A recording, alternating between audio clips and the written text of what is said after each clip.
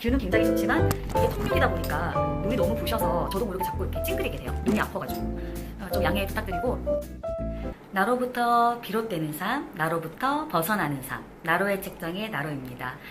오늘 평소와 달리 뭔가 뒤에 보이는 배경이 낯설죠. 제가 원래 방에서 제 방이라고 하기에는 어려운데, 제가 평일에는 서울에서 있고 주말에는 충북으로 내려가요. 그래서 평일에는 그런 쉐어하우스에서 지내고 있는데, 쉐어하우스다 보니까 뭐 정말 잠만 자고 출퇴근하는 이제 그러한 공간이라고 생각을 하면 되는데요.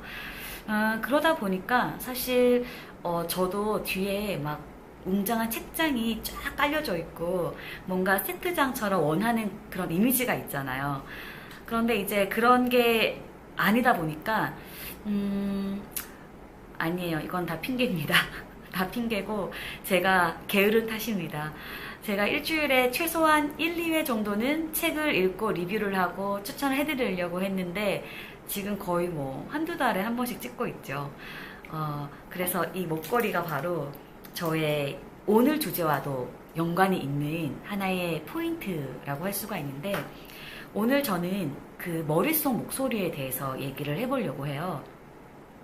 목소리면 목소리지 웬 머릿속 목소리야? 라고 생각을 하시는 분이 방금 계실 텐데, 바로 이렇게 나에게 계속 중계를 하고 해설을 하는 그 목소리, 나도 모르는 새에 자꾸 나에게 뭐라 짓거리는 그 목소리를 저는 머릿속 목소리, 오늘부터는 참견쟁이라고 얘기를 할 텐데, 여러분들도 그 본인의 머릿속 목소리를 자각할 때가 있으실 거예요.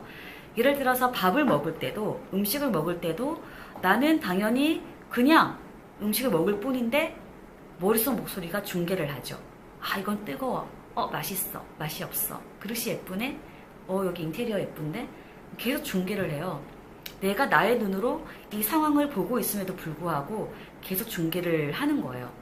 그게 누군지는 모르겠지만 자꾸 나에게 말을 걸어요. 그리고 이제 어떠한 사람을 볼 때도 나의 눈은 그냥 그 상황, 그 사람만을 바라보고 있는데, 이 머릿속 목소리가 자꾸 그 사람이나 상황이나 사건에 대해서 이러쿵 저러쿵 해설을 하고 중계를 막 하잖아요. 그러면은 우리는 그 머릿속 목소리가 곧 나의 생각인지 알고 그거를 그대로 믿어버리는 그런 우를 범하게 되는데, 저는 이 머릿속 목소리를 그 마이클 에이싱어의 될 일은 된다라는 책을 보고 알아차렸어요. 진짜로 그 마이클 에이싱어가 말하는 머릿속에서 계속해서 나에게 짓거리는 그 목소리가 존재하는 거예요. 지금 이 영상을 보고 있는 여러분도 이 영상을 보면서도 뭐 저에 대해서 생각을 하신다거나, 아니면 저의 그런 뭐 목소리, 아니면 생김새, 아니면 심지어 이 영상을 보면서도 나중에 뭐 먹지? 내가 오늘 할 일을 다 했나? 그거 해야 되는데, 이렇게 현재에 집중하지 못하고 그 미래의 일에 집중을 한다거나 생각을 한다거나 걱정을 하기도 하고, 되게 좋지 않은 친구예요. 그러니까 나에게 막 도움을 주거나 좋은 에너지를 주는 그런 친구가 아니고 계속해서 두려움이나 불안을 주입시키는 그런 친구인데, 특히 내가 남에게 보이는 나의 모습에 대해서 신경을 되게 많이 써요. 남에게 내가 어떻게 보일까? 아니면 내가 이 얘기를 했을 때 남이 나를 어떻게 생각할까?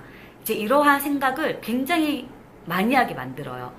그래서 남의 시선이나 그런 타인의 시선이나 평가 같은 거에 신경을 많이 쓰기 때문에 사실 나의 그런 성장의 한계를 지워버리는 그런 역할을 하는 친구이기도 하고요.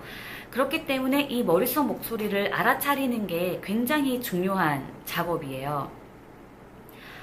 사람들은 보통 명상을 한다고 하면은 한 자리에 앉아서 가구자를 틀고 눈을 감고 마음을 비우는 그런 이미지를 그리잖아요. 저 역시도 이제 그런 게 명상인 줄 알고 지냈는데, 그래서 명상이라고 하는 건 너무나 어렵고 힘들고 인내해야 되고 이제 이렇게 생각을 해왔었거든요. 그런데 제가 이 머릿속 목소리를 알아차리고 그에 관련한 책을 읽다 보니까 사실 명상이라고 하는 거는 굳이 그런 어떠한 형식, 틀에 얽매이지 않고도 일상생활을 살면서도 언제든지 할 수 있는 게 명상이었어요. 이 머릿속 목소리를 알아차리는 것부터가 명상의 시작이라고 저는 생각을 하거든요. 왜냐면은 이 머릿속 목소리는 되게 그렇게 일어나지 않은 일, 일어나지 않는 사건, 일어나지도 않은 상황에 대해서 계속 불안해하고 두려워하게 만들고 걱정하게 만들어요. 왜냐면 여러분도 아시다시피 우리의 이 두뇌, 뇌라고 하는 거는 그 변화를 가장 두려워한다고 하잖아요. 예전부터 축적돼 있던 그런 생존에 대한 본능 때문에 우리가 어떤 시도나 아니면 도전을 하려고 할 때 그런 변화에 대해서 굉장히 민감하게 반응을 하고 저항을 하려고 하죠.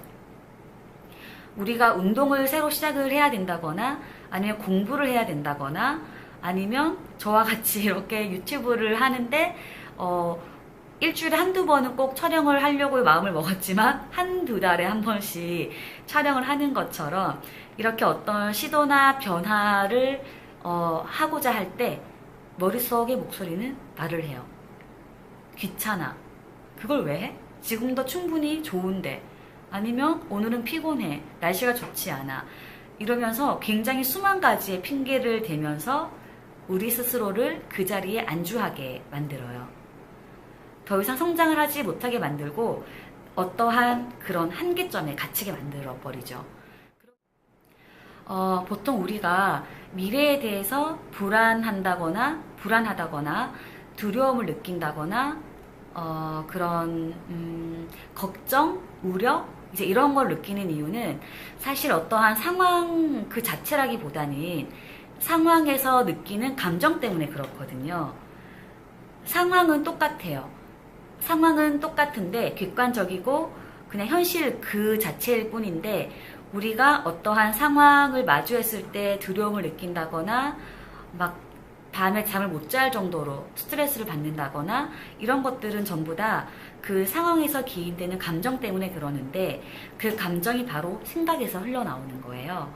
그런데 이 생각을 만들어내는 주체가 바로 이 참견쟁이더라. 즉 나의 머릿속 목소리더라. 그래서 이 머릿속 목소리를 무시하는 연습을 계속하면은 당연히 마음의 평화가 찾아오겠죠. 예를 들어서 내 옆에 어떤 한 친구가 있는데 이 친구가 조언이랍시고 계속해서 나에게 좋지 않은 막 부정적인 말만 계속 해대요. 그럼 내 삶이 어떻게 될까요? 그런데 그때까지는 이제 저는 이 친구의 존재를 몰랐다가 이 친구가 나에게 미치는 영향을 알게 됐어요.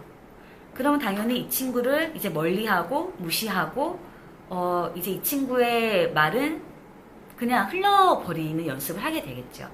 아예 그런 성장이나 내가 잘 되는 꼴을 보기 싫어하는 그런 질투쟁이, 참견쟁이가 바로 내 머릿속에 있습니다. 어떤 상황이나 사건을 볼 때 막 또 쉴 새 없이 끊임없이 짓거리는 목소리가 있다 라고 하면은 얘 또 나왔네? 얘 또 시끄럽게 하네? 얘 또 말하네? 이렇게 알아차려 주는 거예요.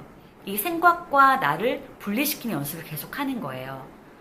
그러면은 그 상황만을 바라볼 수 있게 되고 나를 궁극적으로 불안하게 만드는 그런 감정으로부터 벗어날 수가 있겠죠. 지금 오늘부터는 아마 이 사무실에서 촬영을 할 것 같은데요. 왜냐하면 제가 집에서 촬영을 하다 보니까 아까 말을 한 것처럼 그런 참견쟁이가 자꾸 일을 못하게 만들더라고요.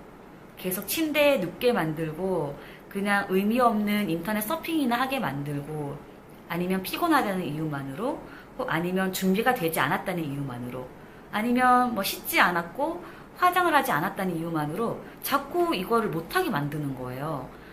그래서 제가 그 참견쟁이의 말을 잘 듣다가 어차피 출근은 매일 하는 거니까 출근하는 김에 촬영을 해야겠다라고 생각을 해가지고 지금 이렇게 사무실 옆에 있는 작은 회의실에 와서 촬영을 하고 있는데요.